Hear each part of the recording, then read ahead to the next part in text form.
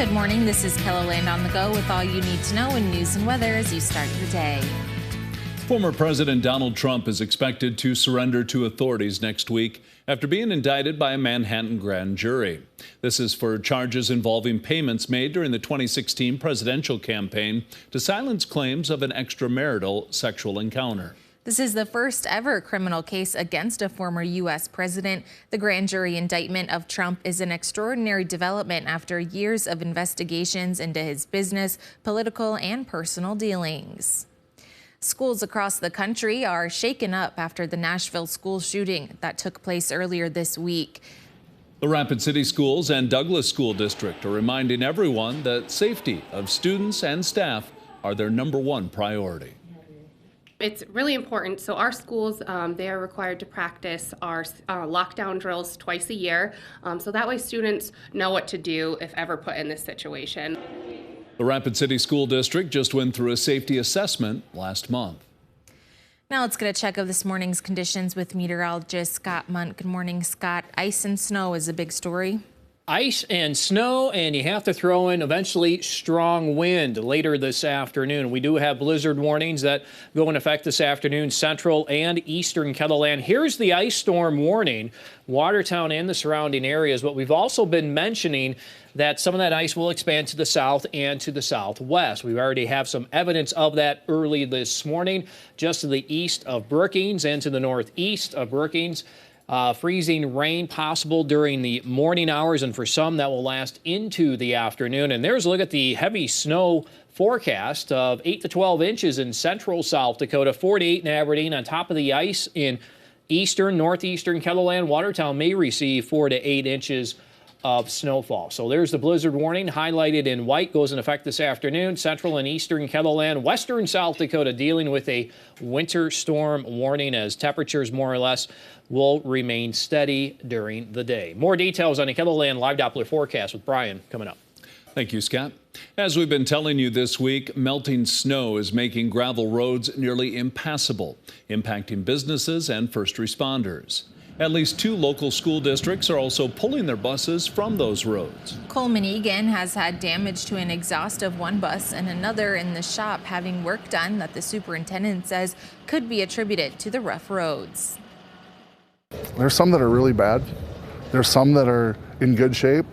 And unfortunately, there's some that haven't even got bad yet, just because of where they're located. Depending on the weather and if roads can stay dry, they hope to be back operating like normal in the next week or 2. A longtime KELOLAND newsman is living the life of a snowbird in Florida. Steve Hemmingson was a familiar face to audiences for more than 30 years, much of that time as anchor of the 6 and 10 o'clock newscasts. Hemmingson retired in 2000. I was still having fun when I quit. But I thought that was kind of like Seinfeld. That's a good time to get out, with all the good memories. Hemmingson says some of the biggest stories he covered during his KELOLAND career included the 1972 Rapid City flood, along with a prison riot inside the South Dakota Penitentiary in the early 1980s. It's just about Easter, and kids of all ages can participate in an Easter egg hunt at the W.H. Lyon Fairgrounds. This is the 5th year for the event put on by Guardians of the Children, a non-profit motorcycle organization that focuses on protecting bullied and abused children. Sunny Radio is one of the main sponsors.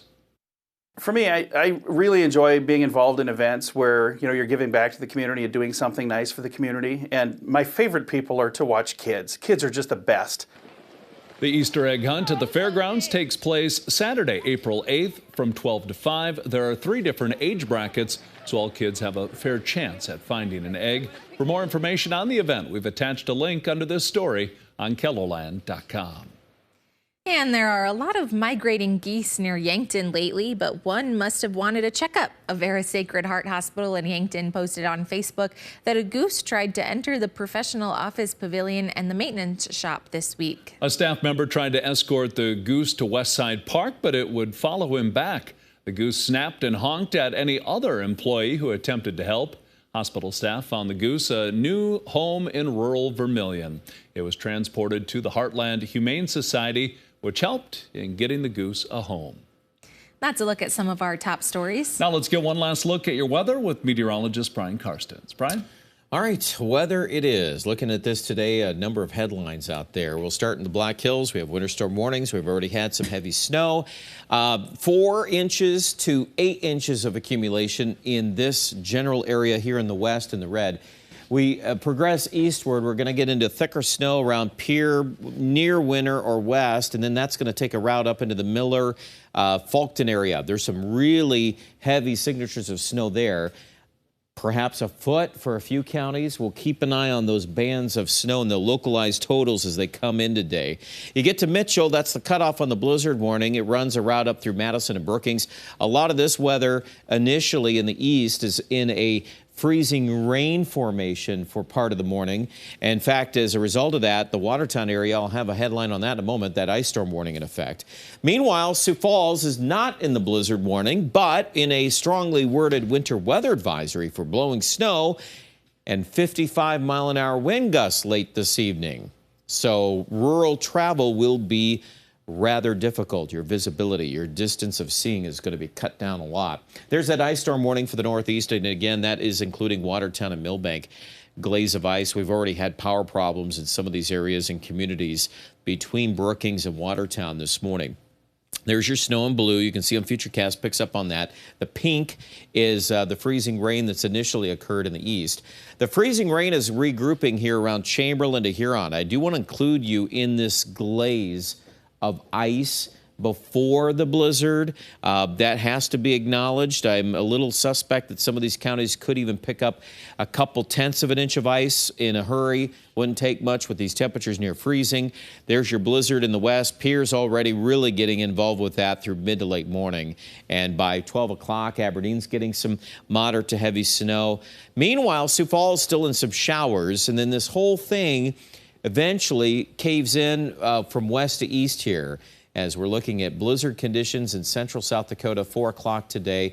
At 4 p.m., there should be severe weather and tornadoes in central and eastern Iowa. That's going to be a rough afternoon out of our viewing area, but farther to the east.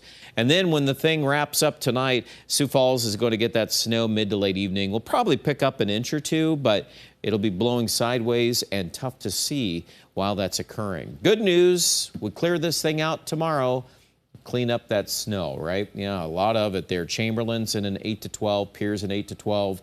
And I would say at this point, Huron's probably just a tad bit less with some ice mixed in. Watertown, same thing.